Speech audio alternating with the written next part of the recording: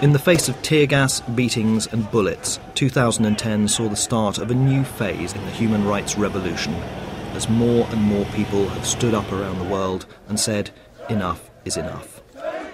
There's a complete disregard for human rights. Torture is rampant.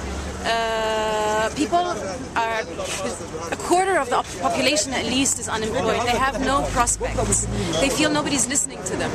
They have no voice. Muslims, Christians, young people, all the categories of Egyptian people here in this square. And we will continue in these demonstrations. Many in authority have responded by trying to stifle freedom of expression and clamp down on demonstrations.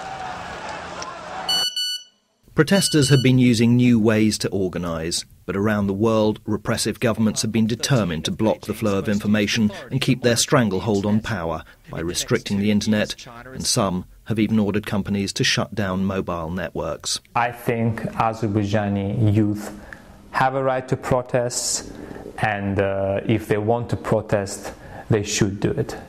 Whether it will be online, offline, through SMS, on the streets, they have a right to do it.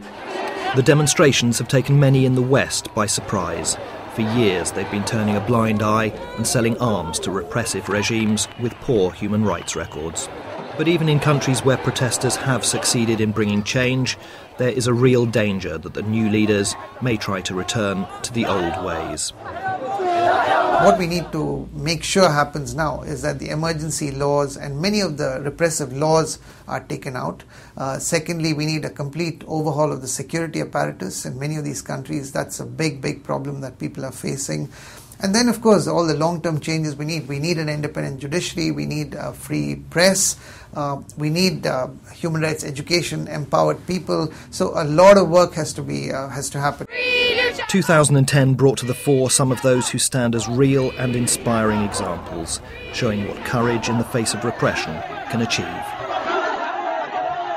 Aung San Suu Kyi has been a thorn in the side of those in power in Myanmar. In 2010, her period of house arrest came to an end, and she was once more able to speak publicly about her hopes for the future, views which led to her detention and then to the Nobel Peace Prize. So far I've been free to do whatever I've wanted to do. Mind you, I haven't tried to get out of Rangoon yet because I haven't had the time. But I would like to emphasize the fact that I was released because my term of imprisonment had come to an end. It was not an amnesty or anything like that. Following Aung San Suu Kyi as Nobel laureate in 2010 was China's Liu Xiaobo, who wasn't allowed to go to Oslo to accept his prize.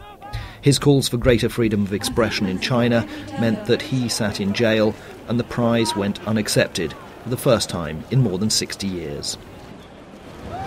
For all the public demonstrations, millions of others have responded by fleeing repression and corruption, trying to find a better life for themselves or their families.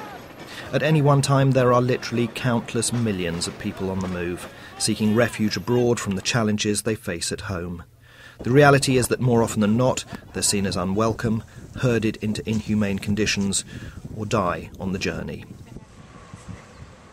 Those that made the journey generations ago are still facing discrimination and a denial of their human rights. In Europe, there are more than 10 million Roma, sometimes called gypsies, who are still overwhelmingly marginalised, excluded from the societies in which they've settled, and left voiceless and without the basics that would allow them to escape their poverty. They say that we are equal in the eyes of the law, but that's not true. And if they don't want to help us or give us something, they should just put us in a corner and shoot us, and we'll be saved from this suffering.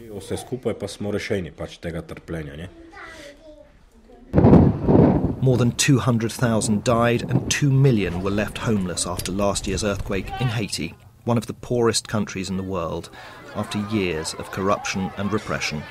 And in the Côte d'Ivoire, violence has left countless dead, with the international community unable or unwilling to do anything. My father was in his house. He couldn't get up. He is old. I was hiding there and I heard the screams of the old man. Don't kill me, don't kill me. My children, what have I done? I'm too old, don't kill me. Amnesty International believes we're at a crucial point in human history. In all parts of the world, people are looking for change, demanding that their leaders guarantee basic human rights, such as freedom of expression, freedom from fear, and freedom from want. In its 50th year, the organisation believes both that change is possible, hundreds of millions of people are demanding it, and that the rise of social media makes it more possible than ever before. But that it still hangs in the balance. 2010 will either be looked back on as the year that started a genuine shift, or as a false dawn.